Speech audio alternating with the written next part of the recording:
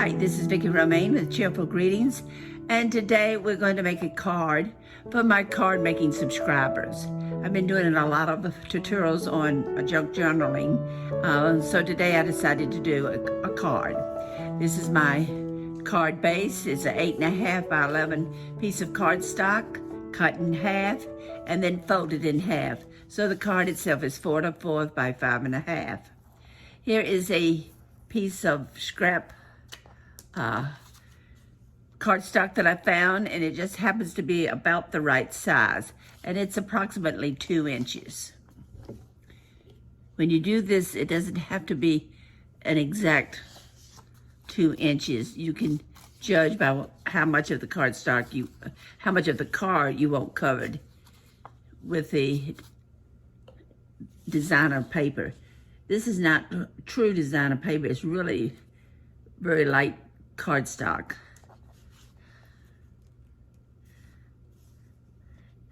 And that makes a nice little border. And the only thing I have to do is trim the bottom to my card.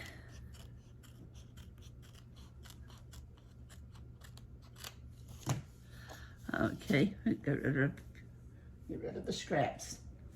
Okay, I have this punch which makes about a 1.5 inch punch, or 1 1/4, and then it has a larger punch. But I'm going to use the smaller punch, and I'm going to make me 2 squares.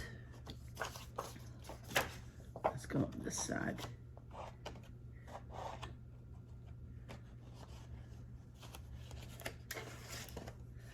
Okay, now I can cut both punches at the same time, but I'm going to turn it over, and hopefully my cardstock won't move.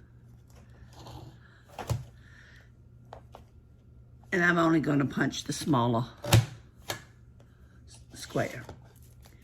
And I have one here that I punched earlier, and I think it's the same size, right? Now, my leftover cardstock here, designer cardstock, I want 2 squares out of it.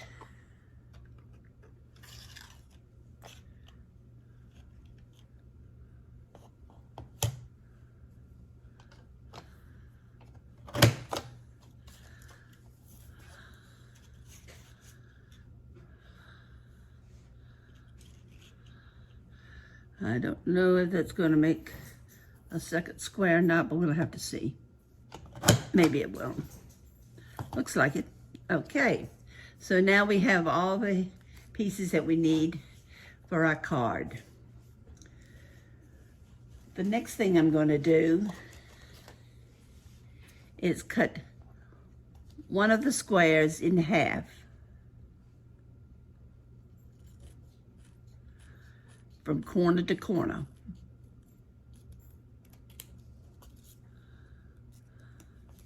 And I'm going to do the same thing with the white.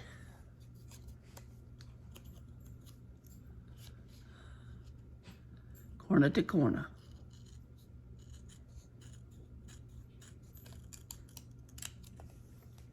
Now,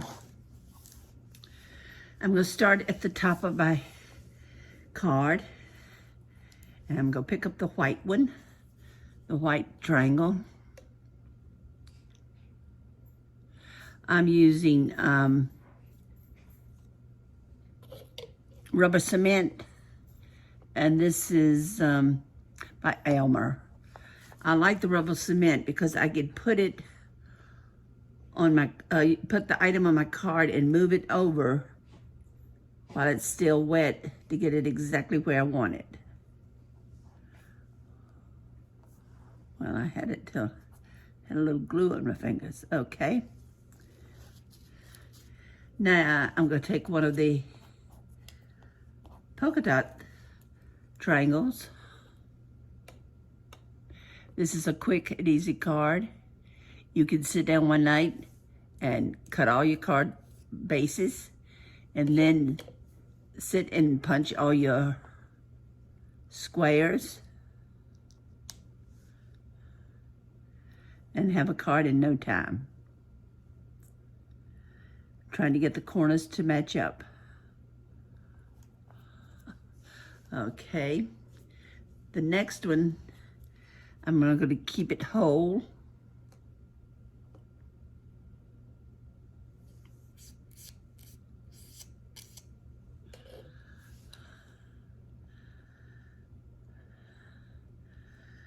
And I'm going to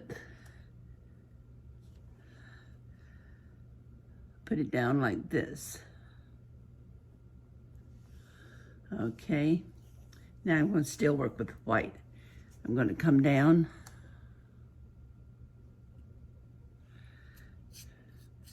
put a little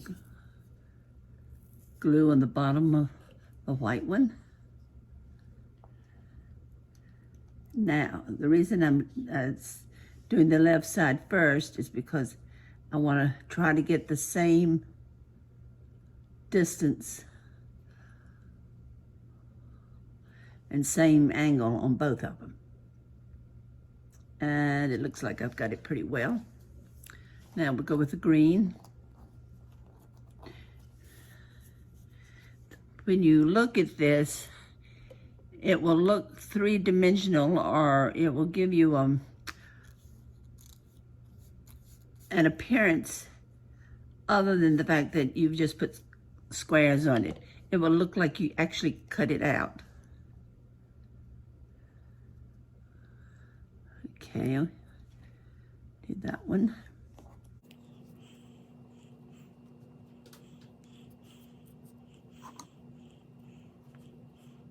As I say, I like the rubber cement because it lets me move my pieces.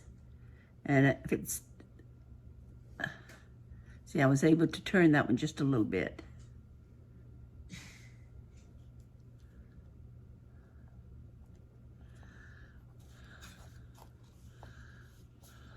Okay, here's my card. I need to put a sentiment down here. I'll do that in a few minutes, and at the end of the video, I will show the card with the sentiment on it. So let's make another one.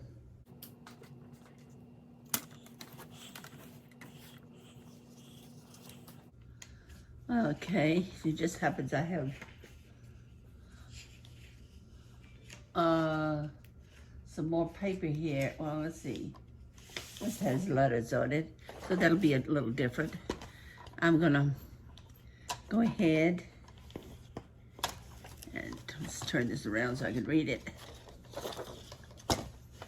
I'm gonna go ahead and cut me off approximately 2 inches. This up here.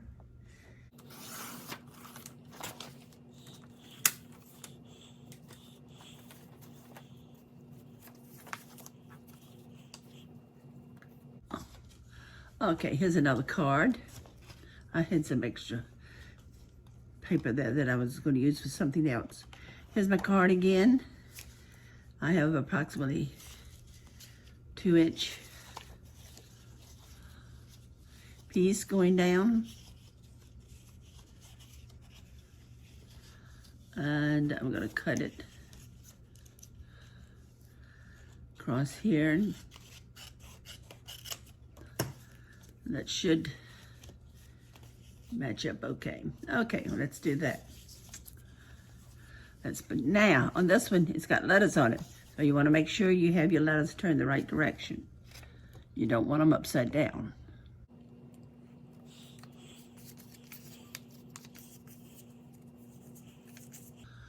Okay. I'll put this on here.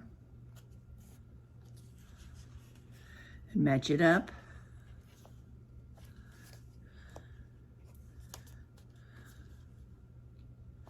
Make sure it matches at the top and the side. And then we'll cut off the bottom. There we go. Again, I'm going to cut me 2 squares. And in this case, what we could do, and I don't think I have any paper with me, what I could do is do a solid background here and have the front, you know, with your designer paper. Otherwise, it doesn't have to be white. I just think the white shows up nicely. You can just scoot this down like that.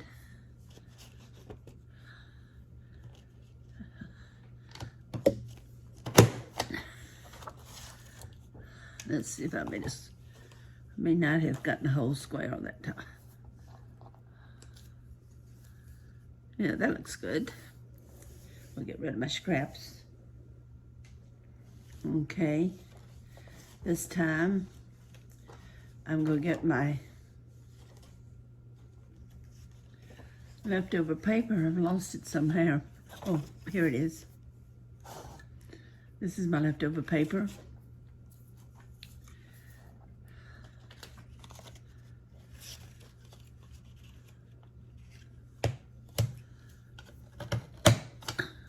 Cut a square out of it.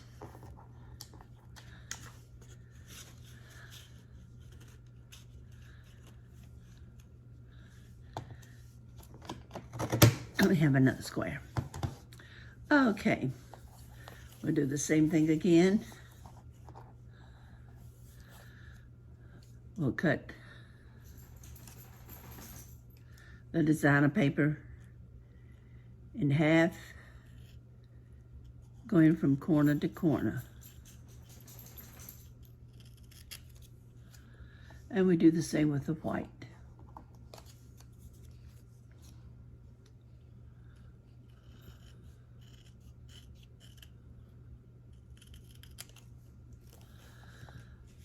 Okay.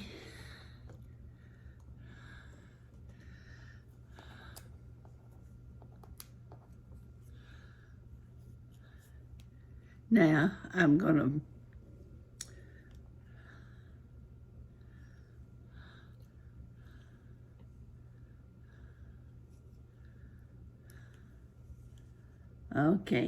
show you a flaw. Let me see if I can figure it out.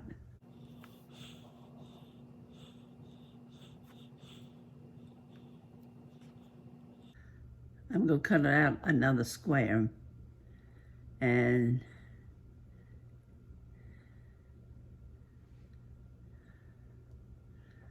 let's see.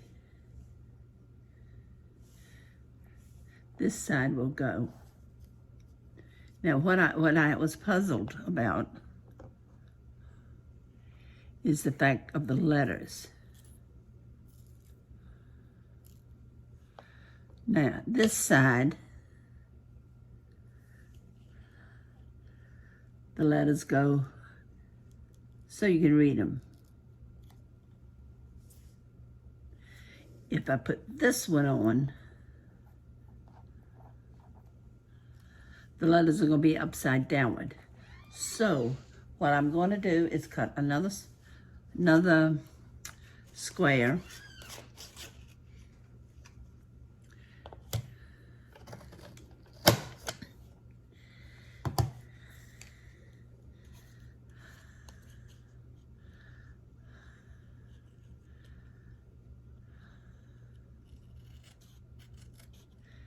Now, I'm glad I picked the one with the letters because this will tell you what you basically have to do. Well, I lost my little piece. Here it is. You're gonna have to cut it twice so you can use the right-hand side, the one side for it to be, for the letters to be upright. You won't be able to use this side. And I'm not sure of the math or whatever it takes to get it to work out, but you don't want your letters upside down. So I think you're gonna have to take an extra square so you can only use the same side of the squares. Now this one, again, I wanna watch how I turn it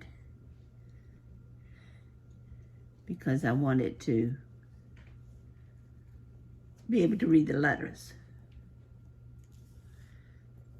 Now let's see which one we want this time. This is the one I want. Opposite. This is the one I want.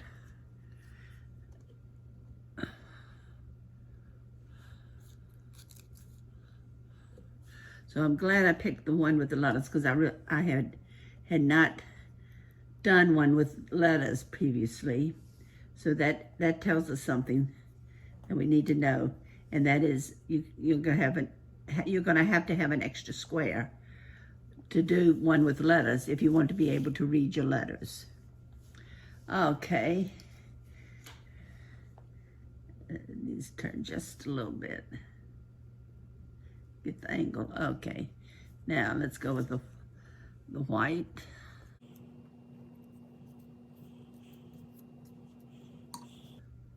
And if you notice, I'm putting these on in a different order. I don't think it makes any difference whether you work from side to side, back to back, or from the bottom to the top. If you're working from the bottom of the top, you're going to make sure you have enough space. Now, you can do this same card with the larger square of this, but it takes up more room in your on your card base. So if you want to have more space for your sentiment, use the smaller square.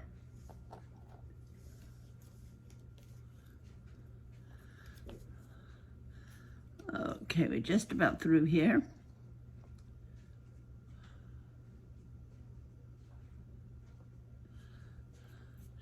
My glue is just about at its last leg. It's all stringy and clumpy.